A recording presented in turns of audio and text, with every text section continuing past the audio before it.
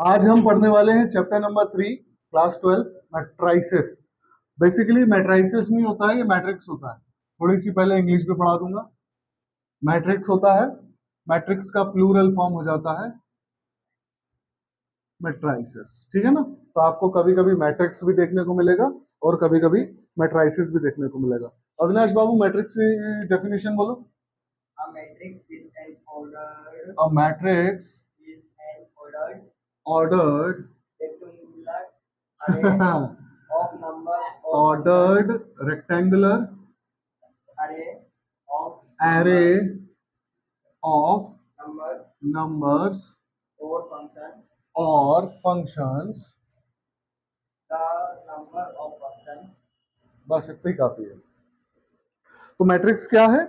Matrix एक array है। Array बोले तो अरेंजमेंट। मैट्रिक्स एक अरेंजमेंट है ऑफ नंबर्स। सबसे पहली बात तो डेफिनेशन को और अच्छे से समझने से पहले आप ये समझ लो कि मैट्रिक्स हमेशा जो है इस तरह के बड़े ब्रैकेट में रखा जाता है। बड़े ब्रैकेट में रखे गए नंबर्स अरेंजमेंट के हिसाब से अगर रखे जाएं तो वो मैट्रिक्स बन जाता है। जैसे कि मैंने कहा कि हमारी क्लास में एक लड़का मौजूद है जिसका नाम है अविनाश,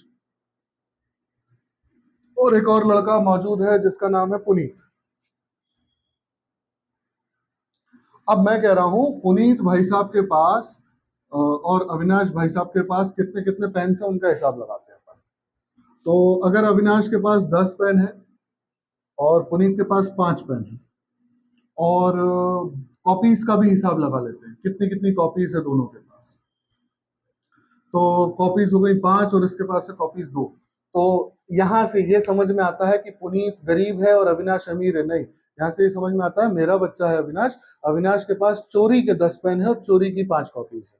ये लड़का खरीदने वालों में से तो बिल्कुल नहीं है।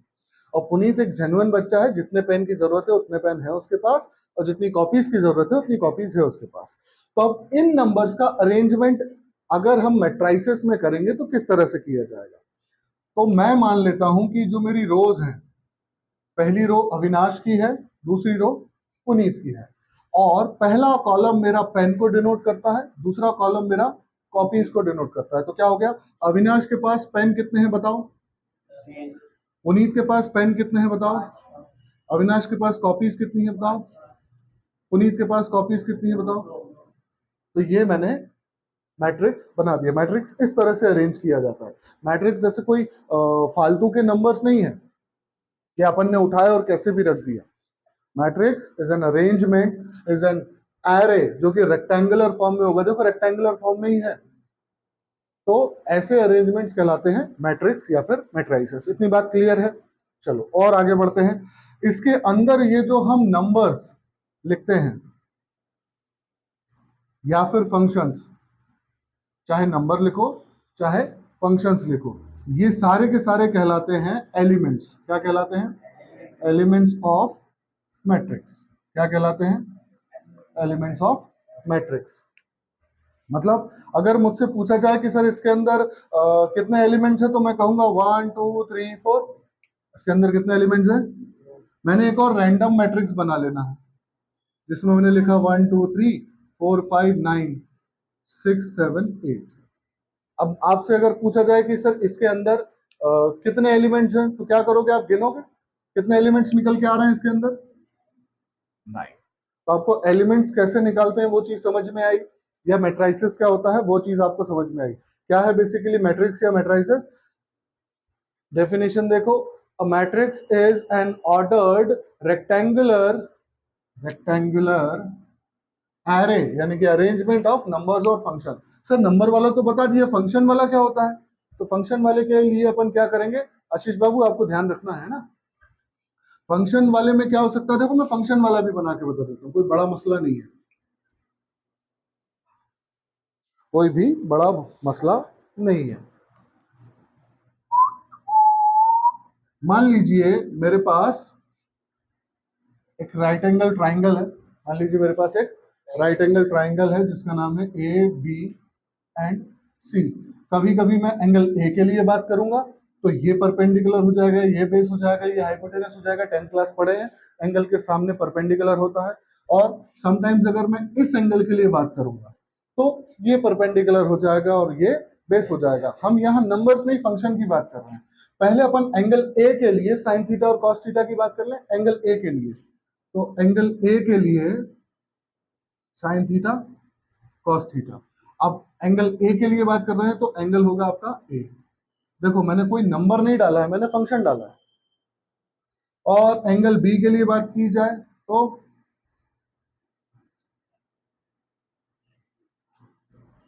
जरूरी थोड़ी है कि नंबर्स ही हो, फंक्शन में भी आपका अरेंजमेंट हो सकता है। आपको पॉज करना है लाला, जब मैं बोलूंगा तब आप, है ना। तो इतनी बात समझ में आई, आई कि नहीं आई? मैट्रिक्स के बाद हम बात करने वाले हैं किसकी बात? Order of matrix. Order of matrix, order of matrix को आई क्रॉस जे से डिनोट किया जाता है। किससे डिनोट किया जाता है? आई क्रॉस जे, जहां पर आई स्टैंड करता है रोज के लिए और जे स्टैंड करता है आपका किस चीज के लिए? कॉलम के लिए। मतलब अगर मेरे पास कोई मैट्रिक्स है तो यहां पर जो मैं लिखूंगा वो कहलाएगा उसका क्या? आई क्रॉस जे, यानी कि उसका ऑर्डर कहलाएगा। जैसे मेरे पास ये है एक मैट्रिक्स, बार बार लेने पड़ रहे हैं एग्जांपल,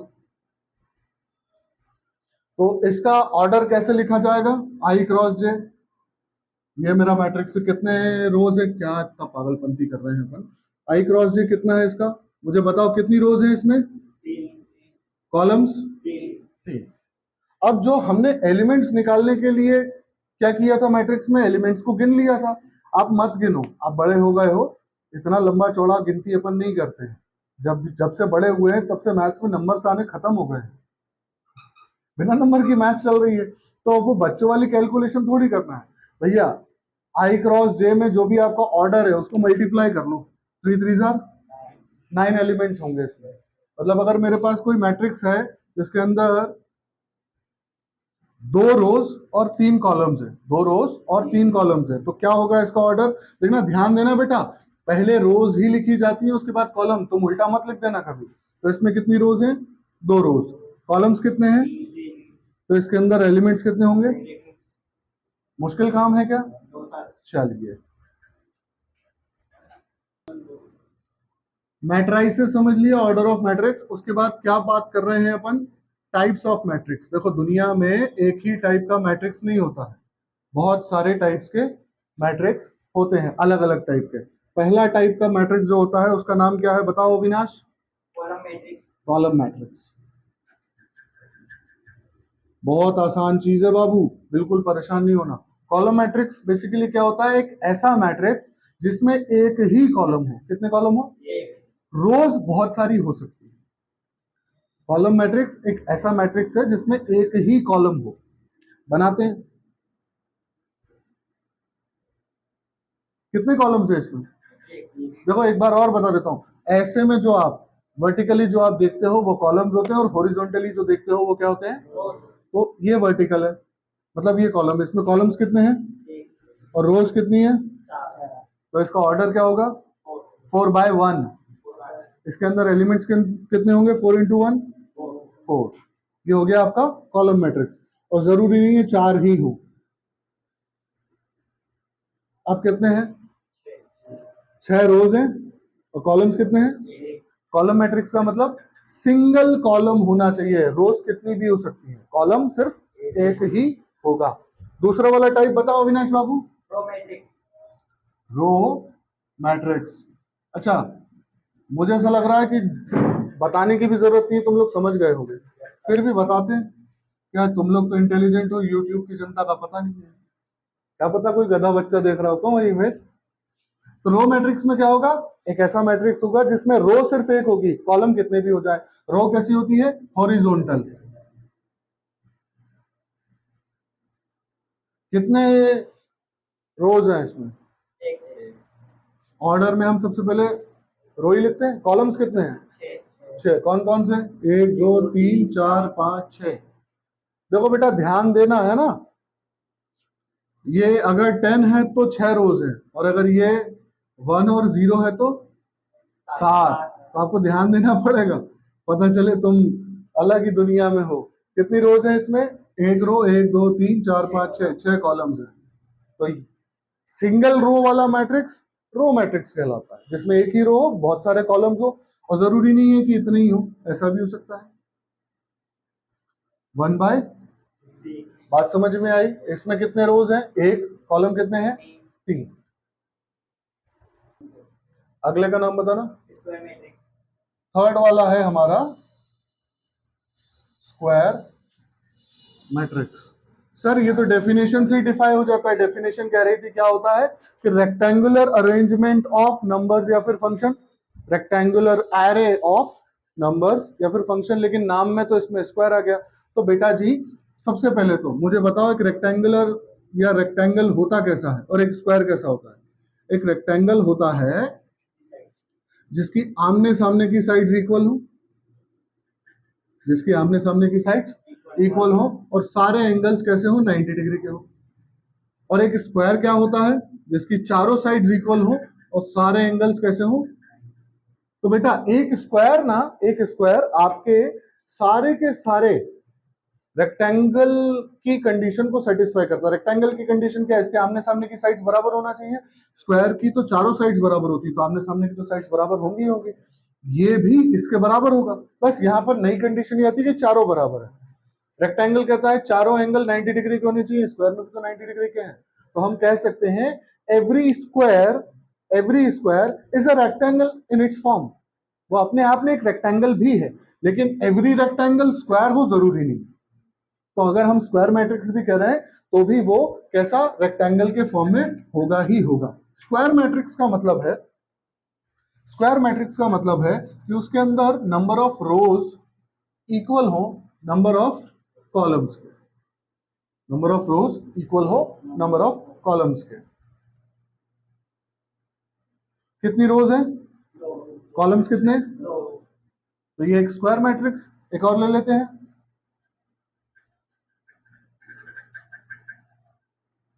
कितनी रोज? कितने कॉलम्स?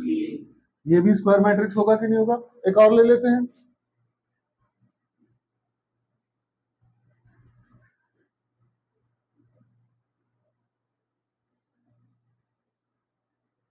कितनी रोज? कॉलम्स? तो ये स्क्वायर मैट्रिक्स होगा कि नहीं होगा? होगा। चलो चौथा वाला डायगोनल मैट्रिक्स। क्या बोला अविनाश तुमने इसको? डाय नहीं, पहले तुमने कुछ और बोला था। चलो ऐसी तैसी कराने दो। Diagonal matrix. डायगोनल समझते हो ना? एक स्क्वायर ले लो चाहे एक रेक्टेंगल ले लो। अच्छे से बना देता हूं मैं। डायगोनल क्या होता है? ये होता है डायगोनल, एक एंड को दूसरे एंड से मिला देना, जो एक दूसरे के ऑपोजिट डायरेक्शन पर हो, है ना? एक दूसरे से ऐसे क्रॉस में हो, ये होता है डायगोनल। और हर एक स्क्वायर या रेक्टेंगल में एक डायगोनल नहीं होता, दो दो होते हैं। एक एक बना दिया है हमने, दूसरा ये है। तो जब हम मैट्रिक्स की बात करेंगे तब हमें इन दोनों डायगोनल्स की जरूरत नहीं है। हमें डायगोनल कौन सा वाला चाहिए? ऐसा वाला। एक डायगोनल मैट्रिक्स सिर्फ और सिर्फ स्क्वायर मैट्रिक्स में ही होता है। कहाँ होता है? सिर्फ स्क्वायर मैट्रिक्स में ही आपको डायगोनल देखने को मिलेगा। अगर स्क्वायर मैट्रिक्स नहीं है आपका, मतलब अगर आपका मैट्रिक्स ऐसा है, तो इसमें आपको डायगोनल मैट्रिक्स देखने को नहीं मिलेगा। स्क्वायर मैट्रिक्स में ही मिलेगा, यानी कि डायगोनल मैट्रिक्स में भी नंबर ऑफ रोज इक्वल होंगे नंबर ऑफ कॉलम्स। तो पहले अपन एक स्क्वायर मैट्रिक्स बनाने की कोशिश करते हैं कि अपन 3x3 का भी बनाए एक, और एक 2x2 का भी बनाए, और एक 1x1 का भी बनाए। चलो डायगोनल मैट्रिक्स की कंडीशन या डेफिनेशन जो भी है वो ये समझ लो कि इसमें जो ऐसा वाला डायगोनल है सिर्फ उसी में नंबर होंगे, सिर्फ उसी में नंबर होंगे, बाकी सब जीरो होगा।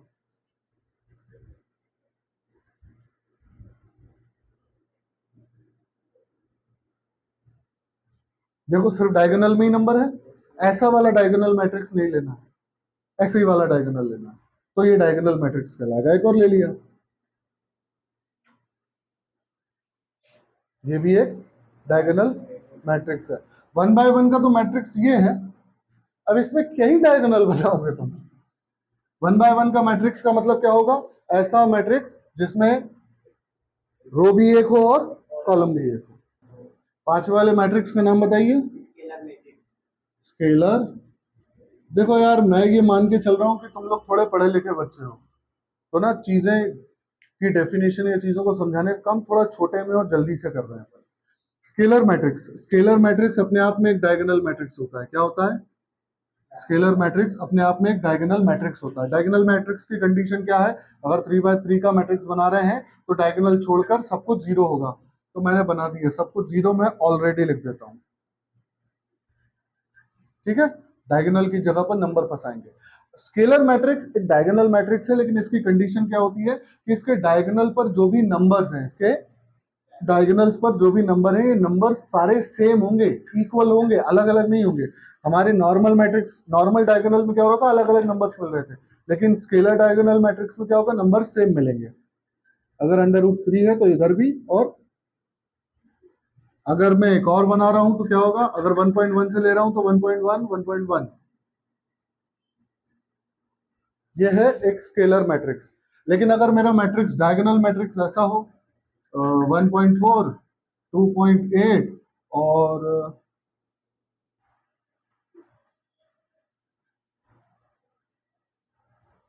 ये है तो ये भी डायगोनल मैट्रिक्स, लेकिन क्या इसके डायगोनल पर सारे नंबर सेम है? तो ये स्केलर मैट्रिक्स नहीं है, ये कौन सा मैट्रिक्स कहलाएगा? Diagonal matrix. ये नॉर्मल डायगोनल मैट्रिक्स है, और ये डायगोनल मैट्रिक्स कौन से वाले हो जाएंगे? स्केलर वाले। बेटा याद रखना कि आपके एग्जाम में जो कंसेप्चुअल क्वेश्चन होते हैं, ऑब्जेक्टिव्स होते हैं, या कंसेप्ट वाले जिसमें आपको दिमाग ज्यादा लगवाया जाता है ना, उनमें इन चीजों की नॉलेज की बहुत जरूरत है। नॉर्मल क्वेश्चन देकर आपको क्वेश्चन करना सिखा देना वो तो आसान काम है, ये चीजें भी दिमाग में बैठाना है आप लोगों को। ठीक है, सिक्स्थ वाला मैट्रिक्स का नाम बताओ Avinash. Identity matrix. Identity matrix. तो सातवें वाले का भी बता दो, लगे हाथ खत्म कर देते हैं। सातवें वाले का नाम क्या है? Zero matrix. चलो, मैट्रिक्स, आइडेंटिटी मैट्रिक्स भी एक डायगोनल मैट्रिक्स है। डायगोनल मैट्रिक्स के तीसरा टाइप है ये। पहला तो नॉर्मल डायगोनल मैट्रिक्स था, दूसरा बना डायगोनल मैट्रिक्स से हमने स्केलर मैट्रिक्स बनाया, और अब तीसरा बना रहे हैं डायगोनल मैट्रिक्स से आइडेंटिटी मैट्रिक्स। इसकी खासियत क्या होती है? ऐसा डायगोनल मैट्रिक्स, ऐसा डायगोनल मैट्रिक्स जिसके डायगोनल में सिर्फ वन हो। क्या हो? वन। जिसके डायगोनल में सिर्फ, या फिर ऐसा,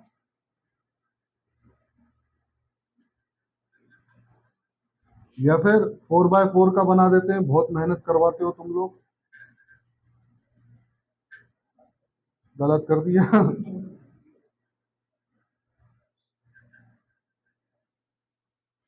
ये तीनों क्या है? Diagonal matrix. कौन से वाले? Identity matrix. 2 by 2, ये है 3 by 3, और ये है, चलो मुझे बताओ इसमें एलिमेंट्स के नंबर कितने होंगे? 4। घंटा, मुंह में मुक्का मार के मुंह सुझा दूंगा तुम्हारा मैं। 4 कहां से होंगे? इसमें एलिमेंट्स गिनो ना, ऑर्डर का मल्टीप्लाई करना रहता भाई। 4 4 जा 16, तेरा 4। तो नंबर ऑफ एलिमेंट्स में ये भी गिना जाएगा? नंबर ऑफ एलिमेंट्स में, वाह वाह वाह भैया वाह, जीरो की कोई वैल्यू नहीं होती है। मैंने कहा मेरे पास 1000 रुपए हैं, मेरे पास 1000 रुपए हैं, इसमें एक जीरो बढ़ा दो तो कोई चेंज नहीं होगा। क्यों? जीरो की तो कोई वैल्यू नहीं होती है। वैसे पैसों में होती है। चलो ठीक है, पैसों में होती है। मैंने पूछा कि बाबू तुम्हारे कितने बच्चे हैं? हिमेश बोला, हिमेश से पूछा कि तुम्हारे कितने बच्चे हैं? हिमेश बोला अभी तो नहीं है सर, लेकिन जब शादी हो जाएगी एक ही रखेंगे। ठीक है, एक बच्चा है भविष्य में हिमेश का, अपॉन में जीरो लगा दिया, क्या हो गया? तुम्हारे हमारे किसी के बाप से नहीं होगा सॉल्व। जीरो से डिवाइड कर पाओगे? ये क्या हो जाएगा? जो बच्चा पैदा नहीं हुआ हिमेश का, उसका तुमने बना दिया मजाक, नॉट डिफाइन कर दिया उसे। जीरो की कोई वैल्यू नहीं होती है, बहुत होती है जीरो की वैल्यू। जैसे जैसे जैसे अविनाश के पास दिमाग कितना है? एक्स अमाउंट ऑफ ब्रेन्स है इसके पास, इसके दिमाग की कैपेबिलिटी कितनी है? एक्स में है। जीरो से इंटू कर दो, कितनी हो गई? एक्चुअल वैल्यू निकल आई, जो रियलिटी है। अरे गधो, बेटा जीरो की वैल्यू इंडिविजुअली खुद में भले ही ना होती हो, लेकिन जीरो है बड़े कमाल की चीज। आर्यभट्ट ने डिस्कवरी की थी। कौन थे Aryabhatta? The great mathematician from India. क्या समझाया था उन्होंने? जीरो के बारे में क्या क्या बताया था? उन्होंने जीरो की प्रॉपर्टीज बताई थी। क्या क्या होती है जीरो की properties? Anything added to zero remains same. Zero में कुछ भी जोड़ दो कैसा रहता है? Same. Anything divide, anything subtracted, उल्टा बोल रहा हूं, जीरो सब्सट्रैक्टेड फ्रॉम एनीथिंग, किसी में से भी जीरो को माइनस कर दो, क्या मिलेगा? Same number. Multiplied by zero कर दो एनीथिंग को, क्या मिलेगा? जीरो। जीरो को किसी भी नंबर से डिवाइड करो, क्या मिलेगा? जीरो। लेकिन किसी भी नंबर को जीरो से डिवाइड करो तो क्या हो जाएगा? Not defined. तो ये जीरो की प्रॉपर्टीज हैं, यह अपने इंडिया ने दी थी दुनिया को। गेबला। जीरो मैट्रिक्स, अरे एक ऐसा मैट्रिक्स जिसके सारे एलिमेंट्स क्या हो, जिसकी वैल्यू क्या आएगी? चाहे आप 3x3 का मैट्रिक्स बना दो, चाहे 4x4 का मैट्रिक्स बना दो, है ना? तो टाइप्स ऑफ मैट्रिक्स खत्म होते हैं, लेकिन अभी मैं इसको और बता रहा हूं। आइडेंटिटी मैट्रिक्स को आई से डिनोट किया जाता है ना? इसको आप यूनिट मैट्रिक्स भी बोल सकते हो। क्या बोल सकते हो? Unit matrix. क्यों? क्योंकि इसकी वैल्यू जो है सॉल्व करके हमेशा वन ही आएगी। तो अगर मैं आइडेंटिटी मैट्रिक्स या यूनिट मैट्रिक्स लिख रहा हूं, आई लिख रहा हूं, तो उसका मतलब क्या है? कोई सा भी मैट्रिक्स जिसकी वैल्यू वन, जिसके डायगोनल में सारे के सारे एलिमेंट्स वन है, बाकी के एलिमेंट्स जीरो है। बहुत अच्छी बात। और अगर आपका आइडेंटिटी मैट्रिक्स 2x2 का है तो उसको आप I2 से डिनोट कर सकते हो। अगर आपका आइडेंटिटी मैट्रिक्स 3x3 का है तो उसको आप I3 से डिनोट कर सकते हो। अगर आपका 4x4 का है तो बताओ किससे करोगे आप डिनोट? अगर तुम्हारा आइडेंटिटी मैट्रिक्स 1x1 का हो तो आप उसको काय से डिनोट करोगे? I1 से। बात समझ में आई? अब टाइप्स ऑफ मैट्रिक्स के बाद हम चेक करेंगे equality of matrix. Equality of matrix. पता है, मैं या तो मैं बेवकूफ हूँ जो जिसको आपको ये सब चीजें समझानी पड़ रही है, या फिर आप लोग सच में बहुत हाई लेवल वाले बेवकूफ हो। मैं आप लोगों से भी कह रहा हूँ, यूट्यूब वालों, कि मुझे अगर ये समझाना पड़े तो फिर लानत है आप पे और लानत है मुझ पे। पर क्या करें, काम है, गंदा है पर धंधा है, ये करना पड़ेगा। तो वही में चलो, इक्वालिटी ऑफ मैट्रिक्स में क्या होता है? दो कंडीशंस होती हैं। सबसे पहले तो जो दो मैट्रिक्स जिनको हम इक्वल देख रहे हैं, इक्वल प्रूव करना चाहते हैं, या वो सच में इक्वल हैं, उसके लिए उनका सेम ऑर्डर का होना जरूरी है। ऑर्डर क्या होता है? आई क्रॉस जे। आई क्या होती है? नंबर ऑफ रोज। जे क्या होता है? Number of columns. उनका सेम ऑर्डर का होना जरूरी है। एंड एवरी एलिमेंट, एलिमेंट को हम ए से डिनोट करते हैं, एवरी एलिमेंट ऑफ पहला वाला matrix should be equal to every element of दूसरा वाला मैट्रिक्स। अब मैंने यहाँ कंफ्यूजन होता, चलो यार मैं ए ही लिख देता हूँ। पहले वाले मैट्रिक्स को मैं ए बोल रहा हूँ, एलिमेंट्स को ए बोल रहा हूँ, दूसरे वाले को ए डैश बोल रहा हूँ। तो ए आई जे इक्वल होना चाहिए दूसरे वाले के ए आई जे के। मतलब मेरे पास एक मैट्रिक्स है 2x2 का, और दूसरा भी मैट्रिक्स है 2x2 का। मैंने एलिमेंट ले लिए 2 3 1 2, इधर भी ले लिए 2 3 1 2। देखो मैं इसलिए कह रहा था कि समझाना तो बेवकूफी है, तो दिख रहा है यार, ये लॉजिक वॉजिक लगाने की जरूरत ही नहीं, तो दिख रहा है इक्वल है। तो सबसे पहले तो चेक किया ऑर्डर सेम है क्या? हाँ जी साहब सेम है। फिर चेक करो कि सारे एलिमेंट्स इक्वल है, जो जिसकी पोजीशन है उसी पर होना चाहिए। आड़ी तिरछी जगह पे पहुंच जाए तो इक्वल नहीं माना जाएगा। यहाँ पर 2, यहाँ पर भी 2, यहाँ पर 3, यहाँ पर भी 3, यहाँ पर 1, यहाँ पर भी 1, यहाँ पर 2, यहाँ पर भी। तो ये दोनों मैट्रिक्स कैसे कहलाएंगे? Equal matrix. लेकिन अगर ऐसा हो 2 1 और 3 2, तो आप बोलो कि सर सारे एलिमेंट्स हैं तो इक्वल। देखो 2 2 3 यहाँ है, यहाँ है, यहाँ का 1 यहाँ है, तो यहाँ है 2 2 है, तो भी ये इक्वल होंगे? नहीं। तब कंडीशन ध्यान देना कि भैया जो एलिमेंट जिस जगह पर है उसी जगह वाला दूसरे मैट्रिक्स में इक्वल होगा तो इक्वल होगा। जाग जाग, इतने प्यारे बच्चे हैं हमारे, हमको पिचकारी लेके चलना पड़ता है। वो सो रहा है पुनीत, पुनीत नाम नहीं है तेरा, पीयूष नाम है ना? जाग बेटा जाग, निंदोड़ा। क्या सर? आपको हमारी बात समझ में आई? इक्वालिटी ऑफ मैट्रिक्स कैसे चेक किया जाता है? मैं एक चीज और बता दूं कि ये जो एलिमेंट्स ऑफ मैट्रिक्स हैं, एलिमेंट्स ऑफ मैट्रिक्स, इनको नाम कैसे दिए जाते हैं ये भी मैं सिखा देता हूँ। हालांकि कॉमन सेंस वाली चीज है, हम एक 3x3 का मैट्रिक्स ले रहे हैं। कैसा ले रहा है? 3x3 का मैट्रिक्स। एलिमेंट्स को ए से डिनोट किया जाता है, तो मैंने लिख दिया, और एलिमेंट को कैसे शो किया जाता है? पहले उसकी रो फिर उसका कॉलम। मैं इनको नाम दे रहा हूं, देखना कैसे दिया जाएगा। ये कौन सी रो पर है? पहली रो पर। कॉलम कौन सा है? पहला। पहली रो पहला कॉलम। ये क्या है? पहली रो दूसरा कॉलम। ये क्या है? पहली रो दूसरी रो पहला कॉलम, दूसरी रो दूसरी रो तीसरी रो तीसरी रो तीसरी रो। इस तरह से नाम दिए जाते हैं। अगर 2x2 का मैट्रिक्स होगा तो क्या होगा? पहली रो पहला कॉलम, पहली रो दूसरा कॉलम, पहली रो दूसरी रो पहला कॉलम, दूसरी रो।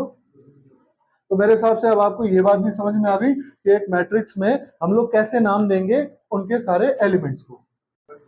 बड़ी शर्म सी आ रही है मुझे, पहली बार मैं क्लास के साथ बना रहा हूँ वीडियो, तो बच्चे सामने बैठे हैं, पर फिर भी आपसे बोलते हैं भैया, बोलना तो पड़ेगा कि अगर वीडियो यहाँ तक देखा है, अच्छा लगा है, तो लाइक का बटन जरूर दबा के जाएं।